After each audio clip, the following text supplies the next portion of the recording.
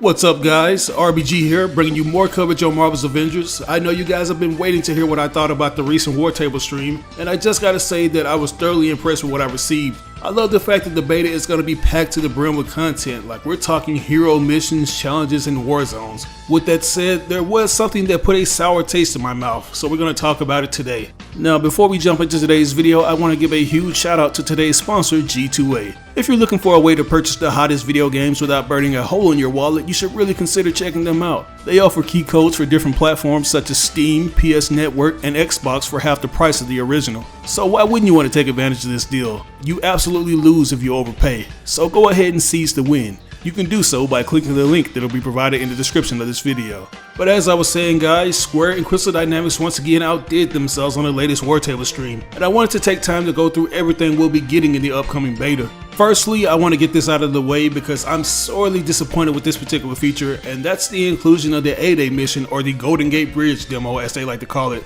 Square says that the beta will kick off with the full A-Day demo that's been shown off a million times throughout the various promotions. The demo was first shown off at last year's E3 to mixed receptions, and admittedly while I was relatively pleased with the reveal, I did notice it was a little rough around the edges. Not only did some of the faces leave much more to be desired, there wasn't much gameplay shown, so some fans didn't take too likely to it. To make matters worse, you could only see the actual gameplay in a behind closed doors event at Square's E3 booth. And as we all know, the 20-minute footage ended up being leaked anyways. So by the time they decided to release the official demo trailer, we had already seen everything it consisted of. The A-Day footage was featured in so many videos that it became redundant, and I mentioned in my previous video that I personally thought that they should avoid adding this demo and give us something different. But after thinking it over, I realized that this is the only way players will get a chance to try out the unique combat and traversal for all of the Avengers. Because as has been stated, we'll only have access to 4 characters during the War Zone and Drop Zone missions, and they don't involve Captain America or Thor.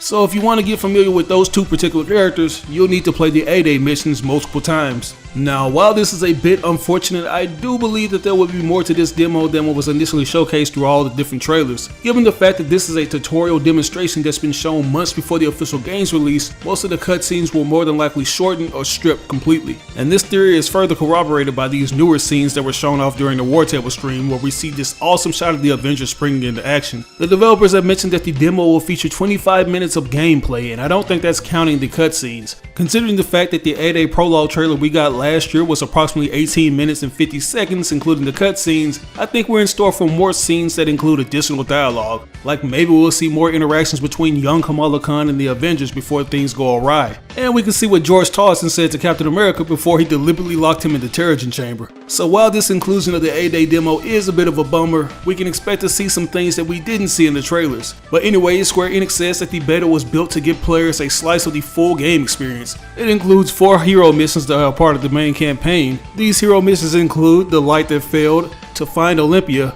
Missing Links, and Help Dr. Banner. In the To Find Olympia hero mission, you'll play as Kamala and Hulk in search of the last known location of Jarvis, exploring the beautiful forest of the American Pacific Northwest. The devs go on to say that they've thrown in another boss fight for good measures, which will test your resolve against a fellow big green guy. And I think it's safe to assume that this additional boss fight will feature Abomination since he was seen in the War Table stream. This means that we have at least 2 bosses that'll be featured in the beta, since we already have Taskmaster for the Golden Gate Bridge demo. And I'm pretty sure that this isn't going to be the only encounter we have with Abomination, since he's the Hulk's primary antagonist who occasionally outmatches him in terms of strength. I'm assuming that our favorite Jade Giant may catch a beatdown during the earlier parts of the story, but he'll eventually redeem himself in a rematch against Abomination, since we see him getting manhandled in the trailer. Nonetheless, it looks like Hulk and Kamala will be some of the characters you get to play with the most in the hero missions. After finishing the Olympia archive, Kamala and Hulk will take the Quinjet to the frozen Russian tundra on a mission called Missing Links, with the goal of uncovering S.H.I.E.L.D. secrets. And these are going to be some of the best levels in my opinion. Like if you ask me, Crystal Dynamics will be well within their element, since they're no stranger to constructing these realistic environments such as the forest areas. Their Tomb Raider games are a testament to this, and the development team are going to utilize this skill to the fullest. The tundra stage looks so beautiful with the snow covering up the landscape, and the platforming segments look like they're going to be a blast to play. But moving on, we got to talk about the holographic augmented reality machine rooms, also known as the HARM rooms. These virtual training simulators will let you take on on increasingly difficult waves of enemies with other players or with AI companions. In the beta, you'll unlock 3 harm challenge rooms, which are called excursions when chained together in the full game. Once you complete the 3 rooms, you'll earn a nameplate that carries over to the full retail version of the game. Now, this is something that I think people are going to have a blast with, especially since you can choose to play with others instead of playing by yourself. I know I'm going to be playing these a lot to get a feel for the functionalities for all of the playable characters. Like, I'm going to be doing all kinds of combo setups and everything, man.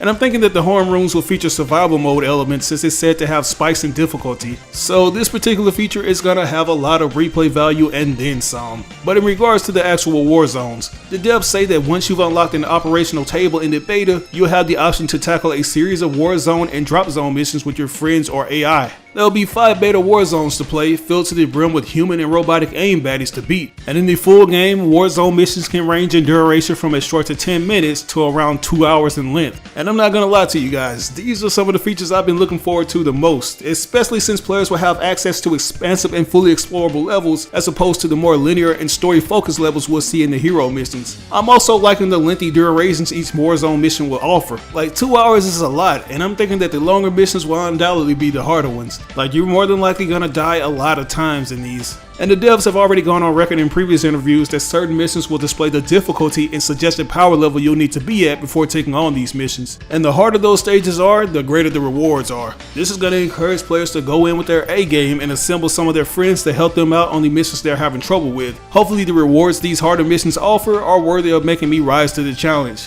But anyways, the developers go on to say that the drop zones are going to be smaller, more focused versions of the war zones, and they almost always have just one objective, and the beta is going to feature 5 of these drop zones. If you ask me, I say that these are going to be the missions you continuously replay to get in some quick level grinding. I'm pretty sure that there's going to be that one go-to mission that players are going to exploit for this. But moving on, we have some of the more juicy details regarding beta progression. Square Enix says that the beta will include missions built for different players and power levels. As you build your heroes, you will take on increasingly ambitious missions. Hero progression is one of the game's main systems, and the beta gives a taste of earning experience to level up your unique hero. In the beta, you'll have access to the starting skill page for each hero. As you earn experience, you level up, and each level will grant you a skill point. You can use these points to unlock skills and shape what each of your Avengers can do, and you can reach up to a level of 15 and a power level of 45 in the beta. There'll be dozens of cosmetics to acquire and show off, and cosmetics are available to acquire as a part of the progression with a gifted amount of in-game currency. No store transactions can be made with real money during the beta. In addition to the Harm Challenge Room nameplate, you'll unlock a second exclusive nameplate for participating in the beta, which will be carried over to the launch game. Sadly, other progressions such as story progress, gear, and character leveling would not be carried over to the final game. However, your progress will carry over between the weekends, so if you played the beta on August the 7th, your progression carries over to the other betas that will be available on August the 14th and August the 21st. So as you can see, Square Enix is basically encouraging you to play the beta to the fullest. PlayStation users are going to be able to front load their stats since they have first dibs and additional days to play the beta. Not to mention that they get to be overpowered badasses out the gate, while the Xbox and PC players start out at Weenie Hut Jr. levels on August the 14th. Now, I just want to remind you all that the beta will begin at 9 p.m. on Fridays at each respective time zone and end at 9 p.m. on Sundays, and the preload will begin the day before each beta weekend starts. If you pre-ordered a physical copy, you'll have the code emailed to you via the email that is tied to your Square Enix members account from participating retailers. And if you pre-ordered it digitally, you should have immediate access to the beta after you download it from your respective platform store. But if you didn't receive your beta code after pre-ordering the game, I implore you to contact your retailer for physical editions or Square Enix's customer service